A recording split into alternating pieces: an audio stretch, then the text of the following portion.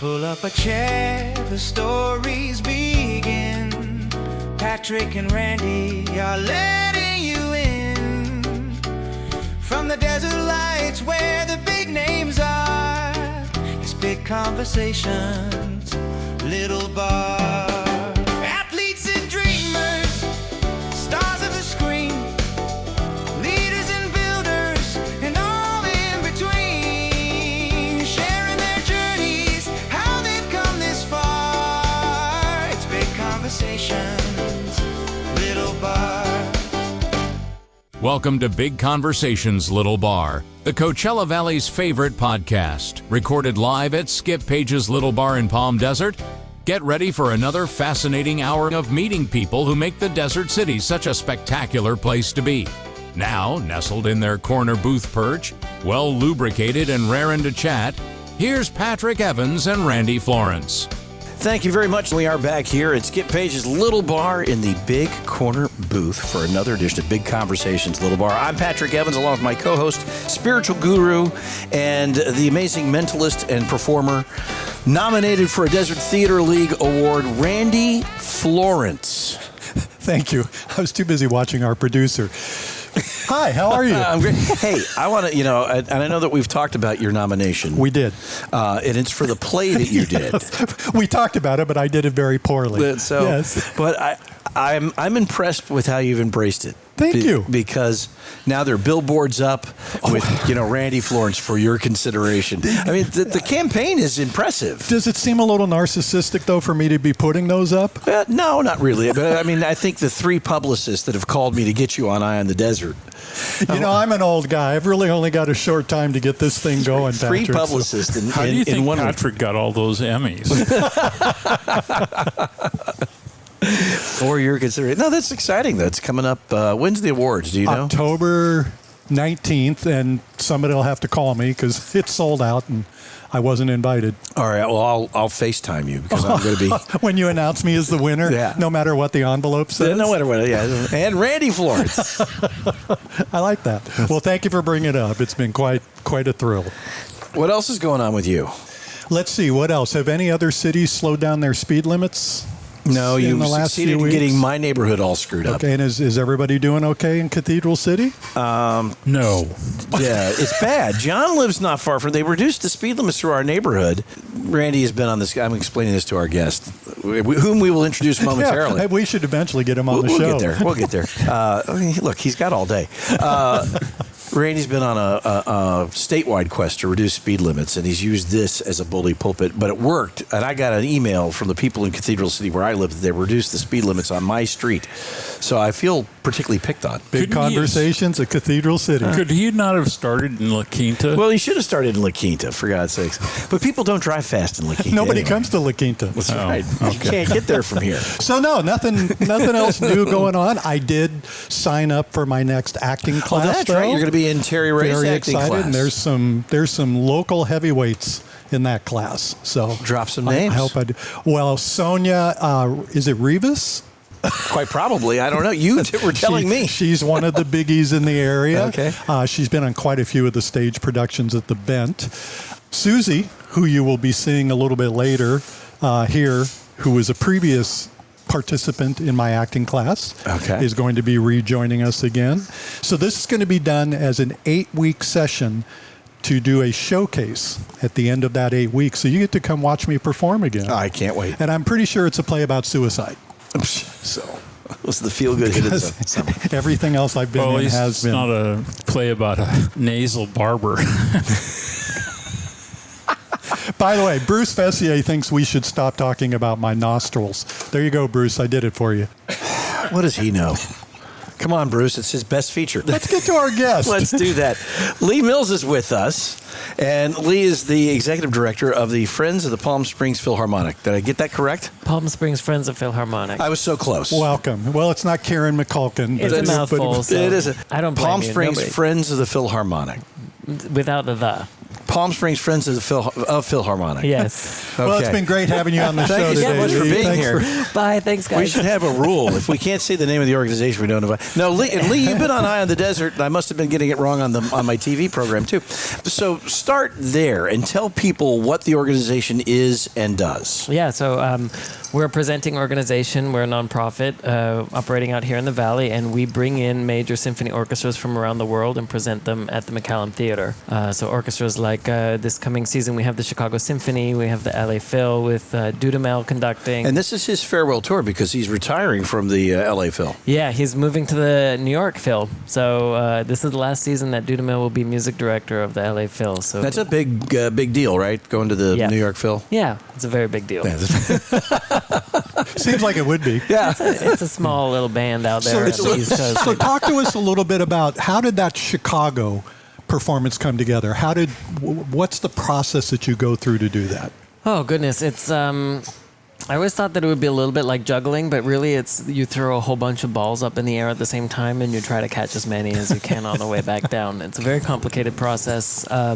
Usually I'm talking to people in my network. They know that I'm here. They know that we're here. There's other organizations in Southern California that present orchestras. So some orchestras go through management companies. Other orchestras do this on their own. But, through our conversations, either I reach out and say, we'd love to have you here, or they reach out and say, we're planning a tour. Would you like to take this on? And then we talk about when their tour is and when the dates are. And we have here in in the Valley, we present only January through March or early April. So your window's pretty small. Yeah, it's a very small window. And that's just because that's when a lot of our patrons are here. About half of our patrons are full-time residents, and the other half are snowbirds that come down for the winter. And so we have a small window. So if they're offering something in that window, then we go to the McCallum Theatre. We're a separate organization, so Right. we have to rent the hall from them. And So you four-wall that, the space itself. Yep. And so we go to the McCallum Theatre, and depending on what they've got on their schedule and what they're booking, like what dates are available, and of course everything's happening all at the same time. So they don't even know exactly what all of the things they're booking are. They're not finalized. They might move around. They might shift around. So we kind of juggle the dates around as much as we can and make sure it works with everybody, and hope that everything lands in the right slots. And it's a long process. Like I've already started booking orchestras for 2028. Oh my goodness! So, yeah. So this season we can look forward to the Chicago Symphony Orchestra. Chicago Symphony Orchestra with Ricardo Muti. We've got the Minoria Symphony Orchestra coming from Mexico City, and they're coming with Carlos Miguel Prieto and one of our crowd favorites, Pacho Flores, on the trumpet. They just had won a Latin Grammy in 2023 for Paquito de Rivera's Venezuelan Concerto for trumpet. So same orchestra, same conductor, same soloist, and they're coming and they're going to perform that piece as well when they come here. We have the LA Phil coming with Dudamel conducting. Academy of St. Martin is coming with Joshua Bell playing violin and conducting the organization. Let's see, we have San Diego Symphony coming with Rafael Payari, who's always a big favorite among our audience. And we have the Dallas Symphony Orchestra with Fabio Luisi, who formerly music director of the Metropolitan Opera, is a very big conductor as well. The night of the show, yeah.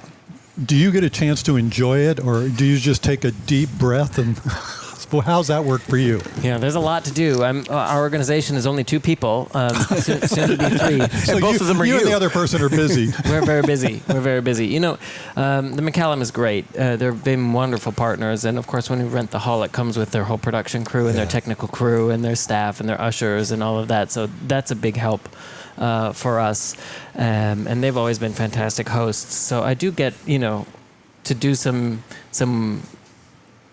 more relaxing work, but it's still work, mingling with our patrons in the hall and in the founder's room. And I do duck into the concert when I can, Nice. but it's always like I'm the last person into the hall and the first one out of the hall. See, that's the part I want to do is mingle in the founder's room. Can you hook me up with that?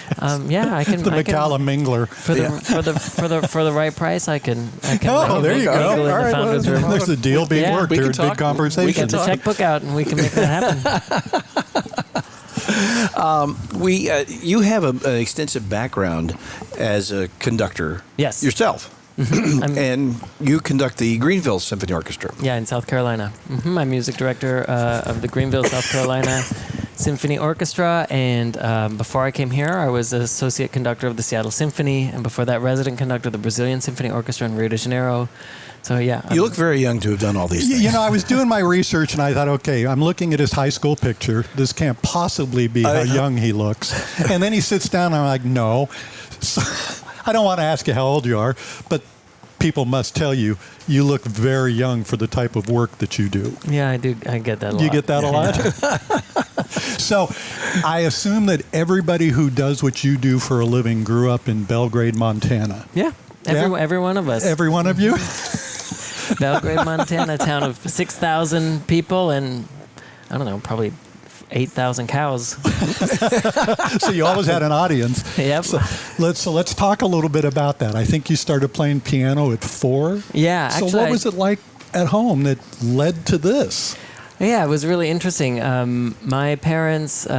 So I grew up in Belgrade, Montana, population 6,000, and literally there was a cow pasture like on the other side of the barbed wire fence from our backyard. So growing up, it was a lot of fun.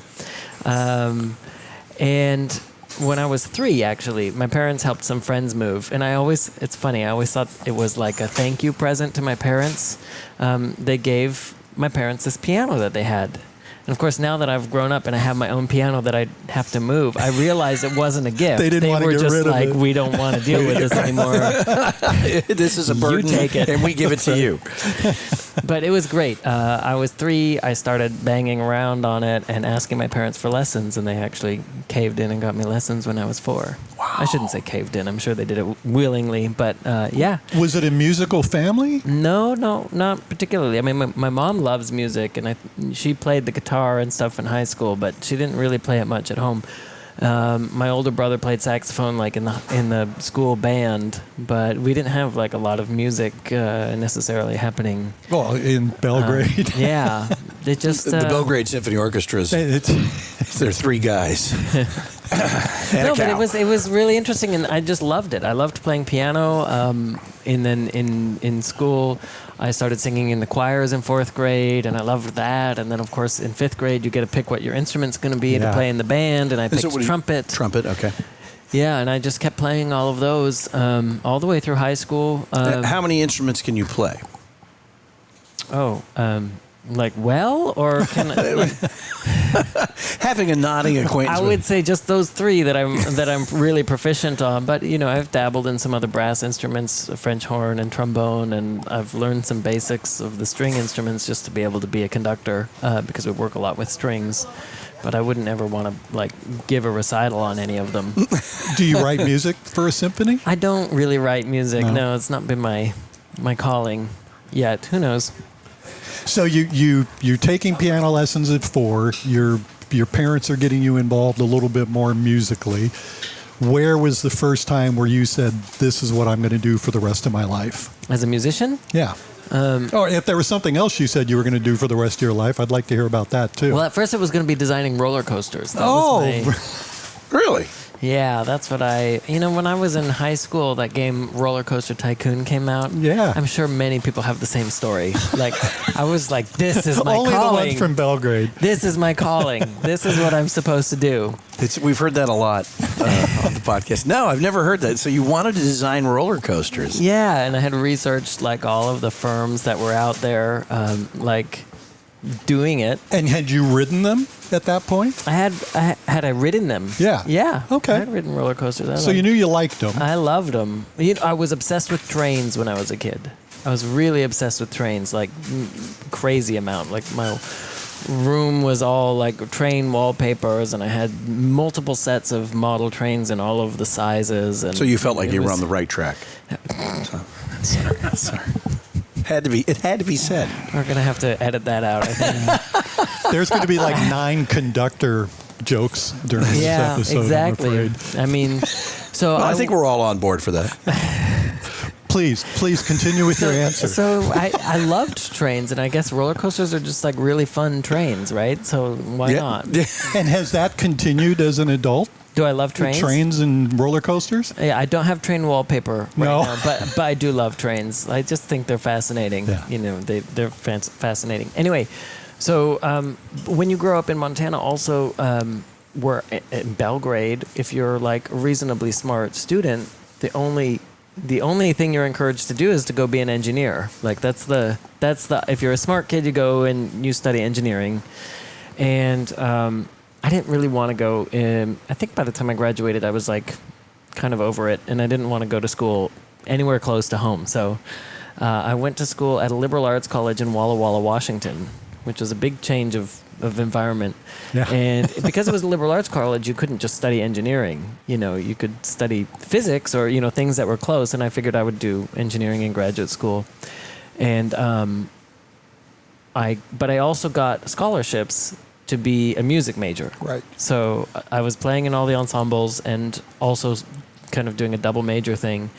And then I really loved physics, especially the first semester of physics was all like Newtonian physics, you know, like you drop the ball and it hits the ground and how fast does it go, you know, all these things that you can see and play with. And the labs were really fun. We got to smash things into other things and, you know, blow stuff up and all sorts of stuff like that. And that was really great. Eventually you got a report card.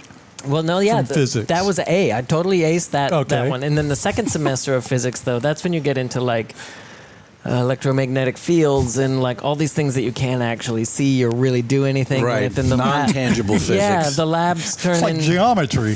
the labs turn into like plugging a bunch of stuff into a computer and then like seeing numbers happen. And I got a D+ in that one. So I was like, okay, that's maybe physics isn't my calling. I wasn't very good at calculus, so I dropped the physics part, and I was like, okay, I'm going to do music. But I still didn't, you know, I didn't have any reference point really in Montana for like full-time professional musician as a job. Like there weren't anybody. Did you have friends who were doing anything similar? You were just pretty much out on your own going down this path. Yeah. How about teachers and stuff? Were they supportive? In college, yeah. I mean, teachers in high school were supportive too, but it's just that there wasn't a lot of reference, like I meant in Montana for it. But my academic advisor, and he also taught the conducting. So in the second year of college, if you're a music major, you had to take a conducting class for one semester because it's always useful if you're a musician at some point or another. So that was a requirement as a music major, and that's where I learned how to read the full score and like understand the elements of conducting, and I really became like obsessed with it, weirdly obsessed with it. Like I would wake up on a Saturday morning and like roll out of bed and over to my desk and I'd look at a score of a Beethoven symphony, and all of a sudden it would be like 6:00 p.m. and I hadn't had breakfast or lunch or dinner, like done anything at all with my day. I was just absorbed in it. So that was really kind of a sign, I think. And my academic advisor was fantastic. He had an endowed chair that had an expense, you know, account on it as well every year that he could spend on whatever for his classes or his students. And so when I came back the next year, my junior year of college, I had decided to put together my own orchestra. And I asked all my peers to play in it, but like we didn't have some instruments, like we didn't have a harp player at the college. And so if I wanted to do something with a harp, he would, like the school would pay for hiring a professional harpist to come in and play with my orchestra. And all of the professors like took turns playing concertos with me, and some of the students as well. Very cool. Yeah, I mean, we did about 4 concerts a year for the last 2 years that I was in school. And I started driving to Seattle to go see the Seattle Symphony, which is the first like big professional orchestra I ever saw.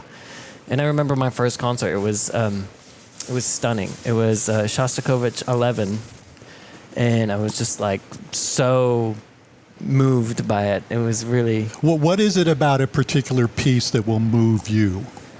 Oh, today it could be anything. Yeah. You know, there's so many things. I think the ones that I find the most touching are ones that seem like they're telling a story. You know, they're telling some sort of journey. It's weird. I can like see characters in my head and like see the whole thing playing out and like the different harmonies fighting with each other, and it's there's like a whole arc that goes on. That's got to help a lot as a conductor. Yeah. Being able to see those things going on in your head. Yeah, it does. It does. What was was there a piece of music that you just fell in love with as a kid? Like the first time you heard it? A piece of music? I don't think so. There wasn't anything I latched onto. There was a lot. What were of you things. listening to? Was there mainstream stuff that you were listening Classical to? music is considered mainstream. It's like Stuff that I'm going to hear on AM radio on a generally, daily basis. generally it's pretty mainstream. You know, it's interesting. I don't listen necessarily to classical music any more than anything else. What do you listen I to almost aside listen to it from? less because it's my job. Really? You know, it's like when I'm not working, I don't want to work. You So know? what do you listen to when you're not at work? Everything. Oh my gosh, when I was in high school and even into college, I was really into big bands like Pat Metheny and like a Buddy Rich big band, and some smaller jazz stuff, Chet Baker, Miles Davis, things like that. I loved that. Pop music, I don't know. It seems like a lot of it seems quite forgettable. There's probably stuff that I would play on the radio and rock out to, but It is quite forgettable. It doesn't stick, It doesn't- around. No, there's not. No, it's not lasting. It's not. What are some of your favorite but pieces? Right now, I've been getting into some artists that are like pretty interesting. Rufus Du Sol, Above and Beyond. They're kind of like electronic, EDM. borderline EDM. I mean, like Rufus Du Sol, they're playing actual instruments and stuff and like creating it. It's not just produced on a computer, but it's really Ben Bomer. I went and saw him at Coachella. It was fascinating because he plays everything and it's all like, and then it's sampled and looped and stuff. And but he drew a crowd. Oh my gosh, yeah, it was really, really incredible. So I really like what's going on in that sort of electronic music genre. I wouldn't necessarily call it all EDM, but I'm not exactly sure what it's called. I'm not a genre expert. But yeah, there's just been so many things that I've been interested in. So When you're involved in setting up a season for, say, the Greenville Orchestra, what are the pieces that are attractive to you? What do you like to conduct? what do I like to conduct? Yeah. Gosh. I hate these questions. Don't make me pick favorites. It's not, I'm making you pick favorites. As you have children, I mean, but it's- sometimes you pick favorites. It's always fun to conduct really big stuff. I mean, that's always a blast when you have 100 musicians on the stage and can play really loud. One of my favorite pieces that I've done, and I just did it for the second time, I did it this last year in Greenville, is Amy Beach's Gaelic Symphony. And Amy Beach was a composer from the turn of the 20th century. So the very end of the 19th century into the 20th century. And she would have been around, Dvorak and these composers that were in the United States around that time, very big composers in the United States. And she was self-taught because women couldn't study in the conservatory. They couldn't. Really? So, yeah. So not as a composer. So she self-taught just by studying, like Mahler and Schumann and Strauss and Dvorak and all these great composers of her time. And she wrote a symphony. She actually wrote a lot of songs and other sort of things for smaller formations, but she did write one big giant symphony, and it is so incredible. And you can hear all of the influence of these different composers she was studying, to be able to do it. But I was just thinking about it yesterday that it has so many beautiful moments in it, but then the last movement of the symphony, just the way that it builds up and the arc, as I was talking about earlier, of the movement is just so energetic. Wow. And you get to the end, and it's just overwhelming. It's really cool. Amy Beach. Amy Beach. All right, I'm going to have to look up Amy Beach music. You should go look up Amy Beach music. And you get a physical reaction to some of this stuff sitting Oh. out there listening. Yeah, Yeah. totally. There's some stuff that I will squirm in my seat while I'm listening. In fact, I told you the first time I went to Seattle Symphony, I was with my academic advisor, took me to hear the Shostakovich. He still makes fun of me to this day because I was breathing so loudly. I was like it's just Well, it's this Shostakovich huge is wash. It's big music. Big music. It's very emotional. It's very, your heart rate gets going, and it's pretty wild. As a novice to this music, is there a story behind most symphonies? Most symphonies, no. No. But a lot of symphonies, there is a story. Usually it'll be published in the program, if there is one or not. That's the difference. We call it in the business. We call it programmatic music versus absolute music. So if it's programmatic, there's like a story behind the composition, and otherwise there's not. And do you care one way or the other, or are you just looking for good pieces? I'm just looking for good pieces, and honestly, I think even in the other stuff in my head, You're still seeing it. there's still an emotional, journey that you're going on, regardless of whether or not there's a specific like plot that the composer has thought out in their head, or if it's just representing generally like something that they're feeling. You look very young. You have a very youthful appearance. Thank you. Not you. Oh, no. You were looking this way. Sometimes I check your pulse during the. You'll hear my watch go Let's off. just make sure. If my watch starts beeping. Randy's still with us. So, I mean, you work in a business, and there are lots of prima donnas in your business, and in the music world. I mean, that's where the phrase comes from. Yes. So, I mean. That's a really good point. I hadn't Prima thought about donna that. is the star the star singer of of the show, the first lady Yeah. of the opera. When you are working with perhaps like an orchestra that you've not worked with before, and there are older music, like, does your youthful countenance, do they look at you like, oh, who's this kid, and is he going to be able to control this orchestra? Yeah, that has happened. It happens less frequently now, but like 15 years ago, it happened a lot. So Well, because you were 12. When his mom had to keep driving him up. When his tuxedo had shorts. So I mean, that must have been a challenge, 15 years ago. yeah, it was a challenge, sometimes, most of the time, musicians are totally professional and they don't.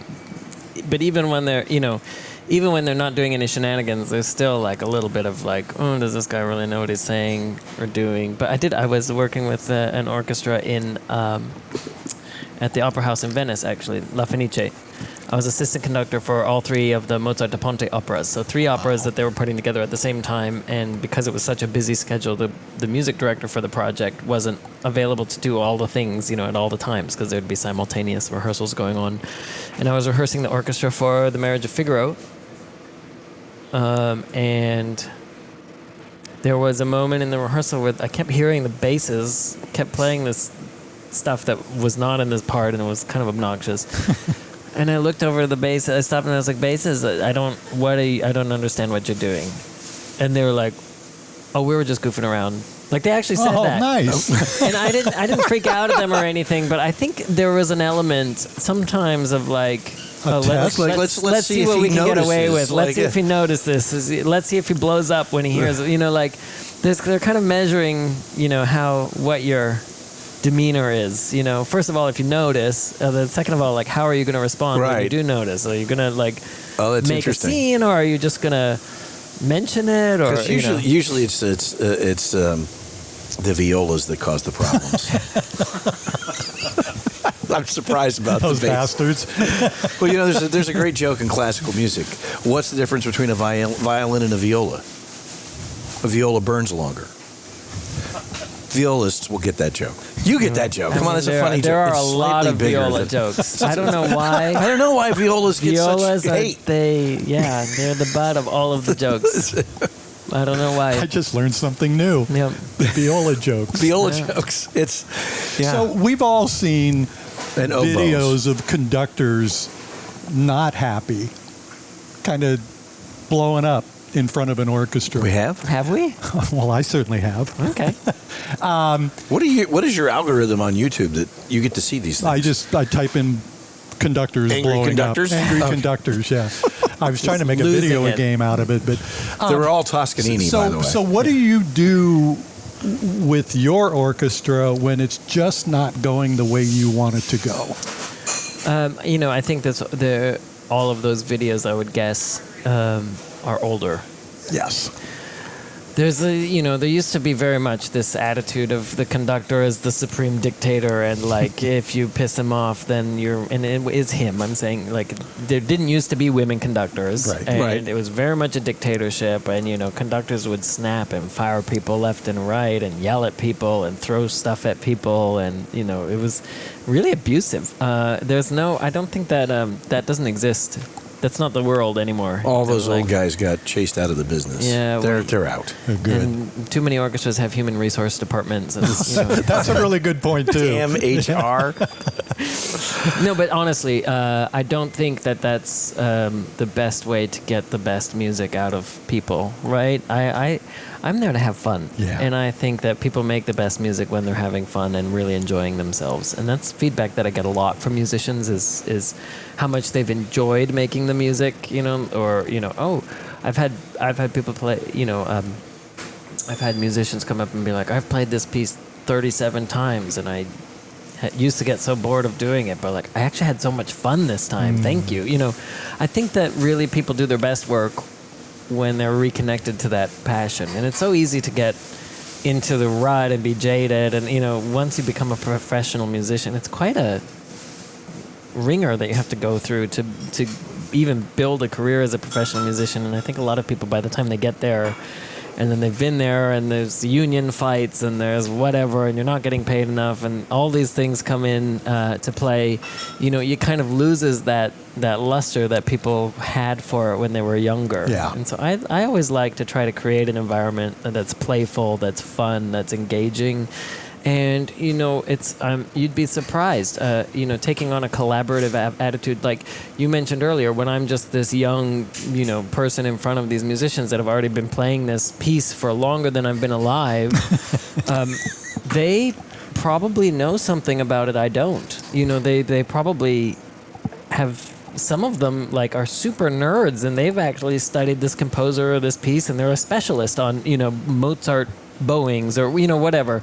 And I can actually learn something from them, So I like to go into rehearsal sort of with the architecture that I want, the story that I want to tell, the key moments that I want to hit in the piece, but really leaving the slate pretty open for everybody to bring their own elements into it. So sometimes you discover something that you're like, oh, I didn't know this could sound like that. That's amazing. Or let's try this. Or I like to be really collaborative with the musicians. So I don't usually have a lot of problems with that. But sometimes you get people that are just having a bad day or whatever. Yeah. And you ask for something and they're like, no, I'm not going to do that. It just...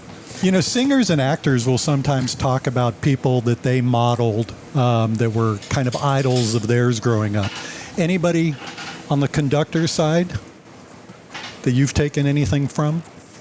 Oh, I've probably taken a little bit from a lot of them. Yeah. Yeah. Who were some of your favorites? Some of my favorite conductors. I really loved Claudio Abbado when I was starting. He's this Italian conductor. Come to realize, he was more of the on the asshole side of the spectrum, though, to work with. But his videos of him conducting are really just gorgeous, and the way that he would allow the orchestra to play. He wasn't always having a tight grip on everything, and I think his recordings are fantastic. Very, very incredible. There's like a tendency sometimes. I feel like some conductors either try to control too much, and some conductors don't control enough. There's something in the middle, where the music's very free and people bring a lot to it. And I think he conducts very much in that vein. I absolutely love his recordings. And then, gosh, there's been so many conductors in the modern day that I've observed and learned from. Maren Alsop was a big mentor of mine, and the way she approaches music has been just really incredible for me to learn from. Obviously, Gustavo Dudamel is very inspiring. I love the way that he gets his orchestra really energetic and going. And he's very engaging with the audience, too. He's very engaging with the audience. He really understands that it's a lot more than just the music. We're part of what we do is, it's entertainment. Like, yes, it's art, but it's also entertainment. And even as an art form, some people, love art for art's sake, but honestly, for me, if the audience isn't engaging with it, then like, what's the point? So the art is so much more powerful if you can bring people along with that. And I love how Dudamel just engages the audience and brings us along for this ride, and the musicians. Yeah, the few times that I've been at concerts that he's conducted, I just really like the way he interacts with the audience, and he seems to really appreciate it. There's a give and take there, and sometimes that's not really a conversation. Like sometimes it's very one-sided, but he seems to really appreciate the audience. Yeah, I think that's a crucial part of what we're doing. We're not just conducting the orchestra, we're also conducting the audience. We're bringing everybody into the experience. All right, now I asked you if there was a piece that you particularly liked to conduct, and you said don't make you pick favorites. Opposite question, is there a piece you hate? Is there one like, I'm not going to do that on this program, I'm not going to do this on any program? Yeah, there are some pieces that are a pain in the butt. Yeah? Yeah. Well, such as? I can't even think of their names or the names of the composers. They were so forgettable. It was, but sometimes you get these new, usually young composers that have no experience working with orchestras, and they write the music in a way that's just like impossible to put together. Sometimes it's even stuff that like you could write music that sounds exactly the same, but just depending on where you put the bars and stuff, and the music would be a million times easier to conduct, but they do it in the hardest way possible. So is it like they're trying for some sort of academic exercise versus? That's a good question. Yeah, exactly. I think sometimes it's that. I think sometimes it's very like academically, like theoretically you could do this and this and this, but they're not thinking about the practicality of actually having people make the music. And so some of it's just a lack of experience. I've worked with some composers where I was like, if you move the bar like one note over, it will sound exactly the same, but I can actually conduct it in a way that people can follow, I think they just don't have enough experience like observing and conducting and seeing, or they didn't talk to musicians and consult and be like, how does this work? I've helped a lot of composers, younger composers, a lot of times will bring me their scores and be like, what do you think about this? And I'll sit with them and I'll go through and I'll say, if you wrote it this way, it would actually be, the way it's written right now, it's going to take 6 hours of rehearsal to do this piece. But if you just did it this way, we could do the same thing in 2 hours of rehearsal because it's just so much easier to read, So those are usually the ones that I hate conducting, are the ones that just somebody clearly didn't think about the practicality of making this actually happen. It might have been more about them than the music. Yeah, well, and also, today everything with computers, they can put all the notes. Technology. They can put all the notes in the computer, and the computer will play it perfectly every time with MIDI. It's just like, oh, it sounds great, but they don't think about how a human's going to sit down and interpret what's on the page and represent that. So I'm sure it's happened, but have we heard an AI symphony performance yet? I have not, but I'm sure they're out there. Yeah. It wouldn't be hard. We could probably do it right now if you want. Like, let's ask ChatGPT to write a symphony for us. I wouldn't want to hear it. I mean, I don't think I would either. No, the experience. I mean, I love going to, just going to the Hollywood Bowl or going to the McCallum and seeing an orchestra. And I mean, watching people perform the music to me is really fascinating. Yeah, I think we're pretty AI proof in our industry right now.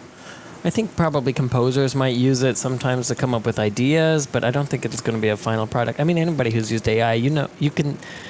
Like, I use AI sometimes when I need to do something for publishing or something, but I need ideas, and then, I'll put it in, try to get an outline and stuff, but you can't really get or at least not yet, get a final product out of AI. Like, you couldn't get a script from one of your shows out of AI that would sound, like, really engaging. There's something about it that's, like, a little bit blah still, you know? Like, and when we're working in art, like symphony, like there's this element to it that makes your hair stand on end, and right now I don't think that AI is quite there yet. No, but especially for the performance side of it, well, that human element is so important. Watching like the hundreds of people on stage make music together, that adds all of that extra, So I mentioned earlier being a novice to this kind of music a little bit. What would be some of the performances you would encourage me to go see that would be the ones that would make my hair stand up?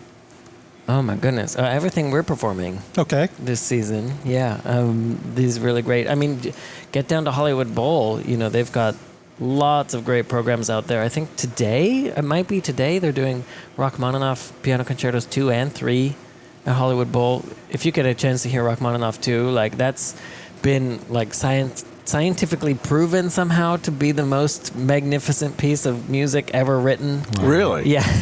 I mean, Well, Rachmaninoff is compelling. it's like a perfect. No, they plugged. I can't remember. I was an article that came out a couple of years ago, a study where they like monitored brainwaves and all this stuff while okay. people listen to different things of music. And something about Rachmaninoff too is like orgasmic. Literally, listening to it.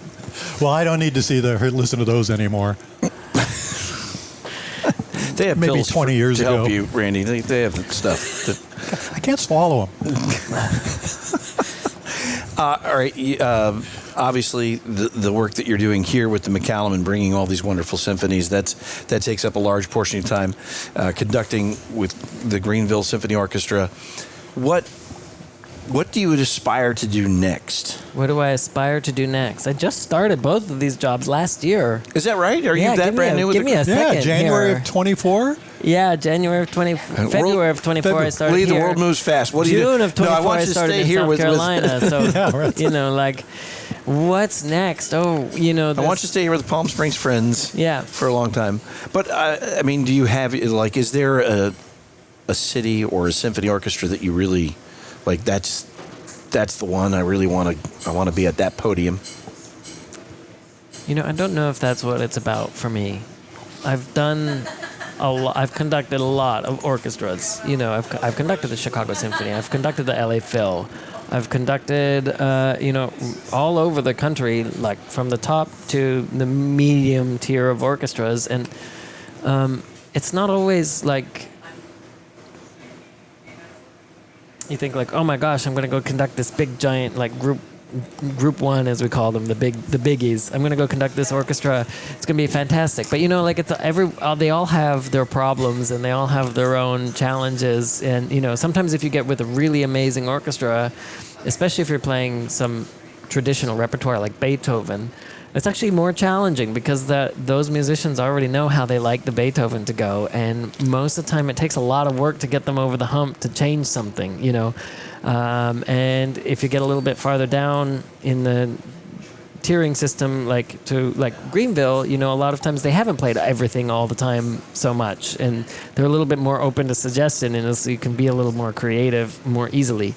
So they all have their own advantages and disadvantages, and I just realized, you know, right now this is my first year being music director anywhere, and not just a staff conductor that's like lower on the totem pole, like in Seattle. You know, there was a music director, and then I was under, so I just had to do what I was told, right? So this is my first time being really at the helm, and I'm really excited about what's possible because of that. You know, the way that I can shape the organization and help it grow, and you know.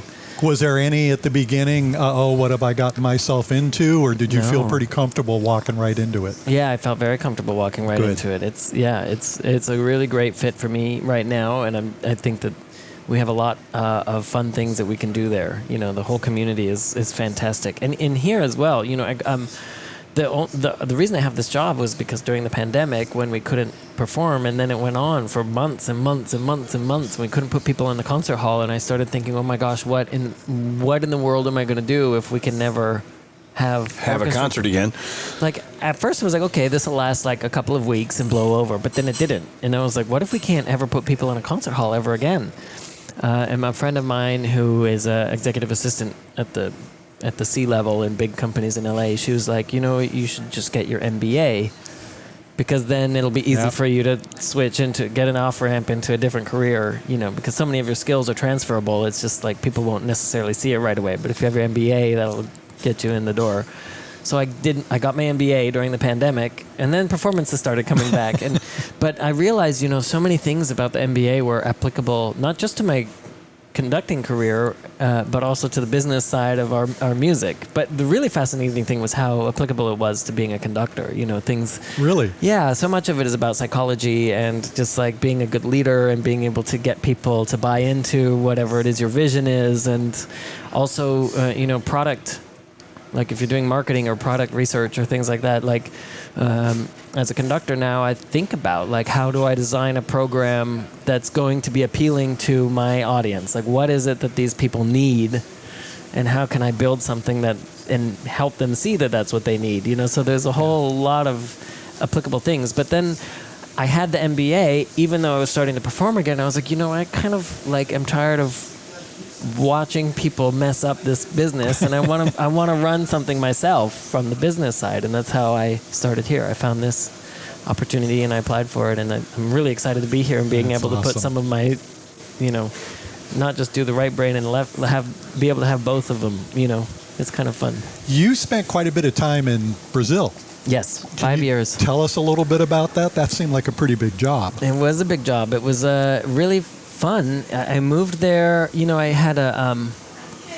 had finished my graduate school and I was teaching at a university, at Towson University outside of Baltimore. Oh yeah, I know Towson. Yeah, but I was just an adjunct professor, and I also didn't want to be teaching at I wanted to be in the professional realm and not in the academic realm. So I had been applying for all these assistant conductor jobs, and really big ones, like Atlanta Symphony, the Oregon Symphony, like a lot of big jobs, and I was always making it into the final round and then not getting picked. And all of a sudden I went through a phase where I wasn't getting any auditions at all, not even invited as a finalist to audition for the job, and I didn't really understand what was going on, and I was wallowing in a pit of despair, woe is me. And I had applied for this job in Brazil and never heard back from them. And I was just like, okay, I didn't get that one either. And then a week before the audition, I had a phone call from an unknown number, and I answered, and they're like, hello, this is so-and-so from the Brazilian Symphony Orchestra. We had one of our finalists drop out of the audition, and you were our first alternate. Are you available to come to the audition next week? And I was like, yeah, sure. But I hadn't been preparing for it or anything. And where were you at the time? I was in Baltimore. Okay. Yeah, lying on the floor in my room, looking at staring at the ceiling, eating Cheerios out of the box. Yeah, and it lined up perfectly with my spring break at the university. So I was like, okay, great. So I went to Rio. I studied the music beforehand. Some of it I already knew, and then the rest I kind of crammed over that week. I had to get a visa. I had to go into DC and get a visa, an emergency one with no notice. Yeah, I talked to the consul general there, explained what was going on. And then I went down, and when I got to Brazil, everything was different, because usually in an audition, I stay up in my hotel room, studying the score and just obsessing about everything. And I went down there and I was like, you know what? I'm already number 9 on their list, so they're not going to pick me, because they have their 8 finalists and 1 dropped out and I was the alternate, so they're not going to pick me. I'm just going to go to the beach. And I just went to the beach, hung out, met people there, went to bars, just enjoyed myself, showed up for the audition, and you get to the audition and there's the orchestra, and then there's always a table in the back of the room with 5 or 6 people sitting there. It's the music director and maybe the executive director and all these other people, and they're taking notes and talking, leaning over and talking to each other while you're, And it's so easy to be up there in an audition and be you see them look at each other and write something down, and you're like, oh, did they want me to stop and fix that? Am I going too fast? Maybe I'm going too slow. What do they want me to bring that out better? Should I stop? It's so easy to get in your own head about what they're thinking about you and trying to predict how to please them best, And I just didn't care. That I was they're not going to pick me, so I'm not even going to pay attention to them. I'm going to do this. This is a great orchestra. Really fun music that they had picked for the audition. Some of the stuff I had never conducted before, so I was I'm just going to do this the way I want to do it and not worry about anything else. And I was a little bit sassy with the musicians. I was at one point they were not playing together. And first thing I do if something's off is I'm okay, am I doing something wrong? No. Okay, I'm not doing something wrong. So then I just stopped and I was you guys play with you guys. I don't understand why it's not together. And then I started again. It's perfectly together. I just... They just need a little course correction. That's right. Yeah, or Beethoven's 5th Symphony is on every assistant conductor audition ever. It always is. It's very difficult to start. And the orchestras know it so well that they always have their own idea of how they're going to play it. And I do it much faster than a lot of people do it. I do it at the tempo that Beethoven wrote in the score, which a lot of people think his metronome was broken. I don't subscribe to that theory. I think it was correct. So I do it, and it's pretty fast, ba-ba-ba-bum, ba-ba-ba-bum. And I started it, and this always happens. You start it, and the orchestra just plays it whatever the tempo is that they always play. They thought, yeah. You go bum bum bum bum, and I just stopped and I said, no, my tempo, da da da da, and I remember at one of the breaks, somebody from the orchestra, and they were like, how are you so relaxed? Like, because they've seen a lot of people up there auditioning, and everybody's so nervous. But it was just I just had this attitude that was like, I'm not getting the job, so I'm just gonna do whatever I want, and it was amazing. And lo and behold, you got the job. I got the job, and I just think that like that was a big lesson for me, and I carried it now. I carry it everywhere. You know, if I'm guest conducting somewhere, just like don't worry about what they're thinking about what you're doing. Just do your thing. Do your thing. You seem very comfortable with yourself. Yeah, that was the process. And then, I got the job in Brazil. Took a few months for all the visas and everything to get all sorted out. And then I moved to Brazil just by myself. I didn't know anybody there. It was a whole crazy experience living in Rio de Janeiro and working there. And there's something, I used to be really type A. Like all my ducks always were in a row, and everything was very tightly controlled. And in Brazil, it doesn't matter what contracts you have, or how many emails you send, or how much you try to corral everything. It's just there's a certain amount of chaos that you just have to accept is there. And I've really learned that like you have to do triage. Like you get to pick one thing. You can pick one thing about all of this that you can guarantee is going to be done right. And then you have to let go of everything else. Because if you try to make sure that all 100 things are done right, you just can't. None of it will get done right. None of it will. So you have to pick the thing that's most important and focus on that, and just accept the fact that the wheels are falling off the bus all the time.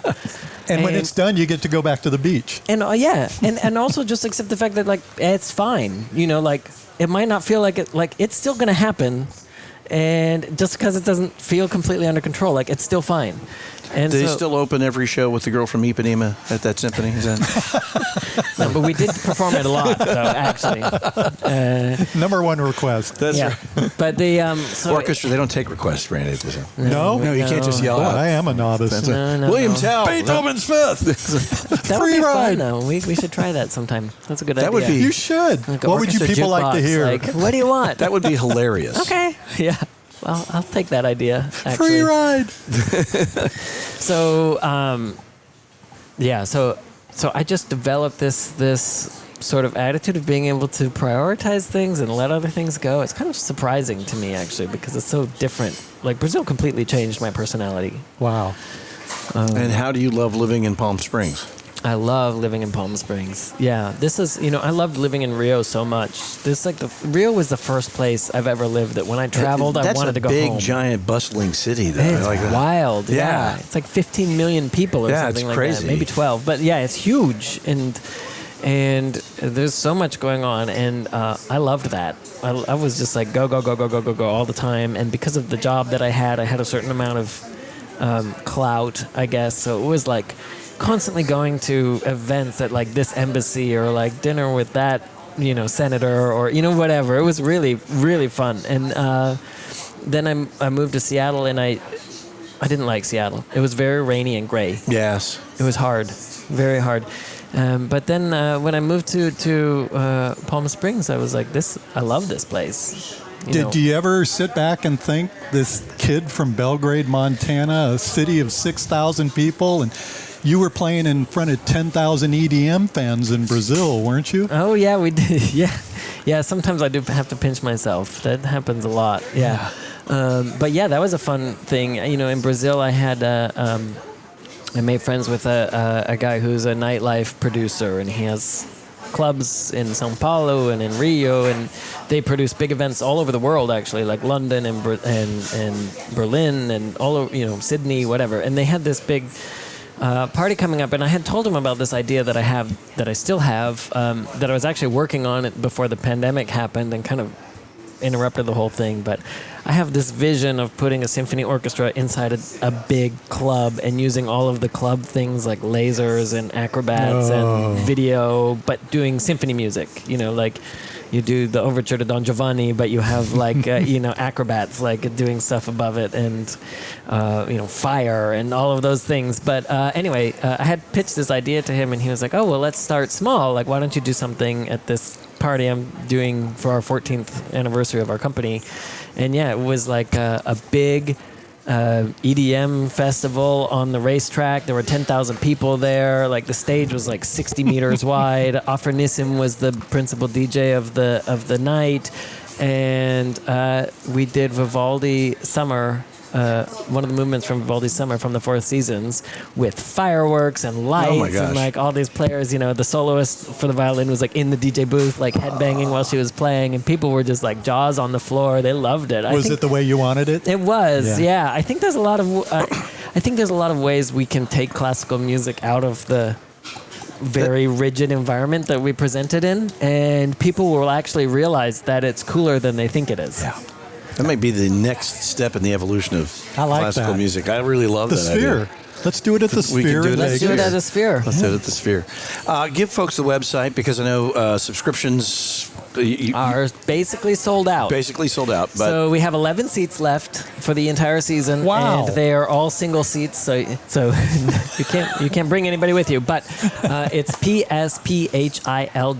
psphil.org. psphil.org. And in any case, if you are interested in the season, you should definitely send us an email or give us a call, because we do maintain wait lists for these concerts, and our patrons are excellent at turning in their tickets when they can't make it. So if something comes up, maybe it's raining that day, or they're not feeling well, or like, oh, our kid's getting married and we're actually not going to be here that day. They're very good about calling us and turning their tickets in. So I would say every concert we get about between 50 and 100 tickets turned back into us that we resell to our wait list people. So if you call and get on the wait list, we will contact you when there are tickets available.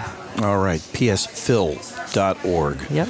And folks can follow you. They can track you down at the Greenville, South Carolina Symphony as well. Yeah, that's greenvillesymphony.org. So if you're going to be in South Carolina, you should check out our And when that big orchestra rave takes place, we were going to be all about we're going to be all about it. Oh, yeah. Lee Mills, thank you. Delightful conversation. Thank you. Likewise. Very cool, Lee. Thank you for really being great to talk here. to you. Yeah. Thank you both. Well, thank you for taking the time to do it. We really appreciate it. Thank you. And our appreciation to it. Randy, Florence, great job. We did great it again. research. We did it again. Phenomenal I couldn't even read research. it. It's too light. I have no idea what I wrote. John McCallum, our producer, thank you, sir. I'm Patrick Evans. Thanks for joining us for this edition of Big Conversations Little Bar. Please follow us and subscribe so that you never miss an episode.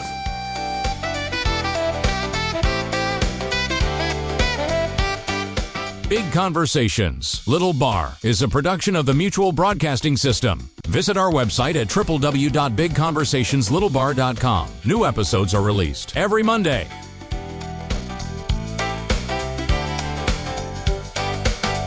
Athletes and dreamers, stars of the screen, leaders and builders, and all in between, sharing their journeys, how they've come this far. It's Big Conversations, Little Bar, at Big Conversations, Little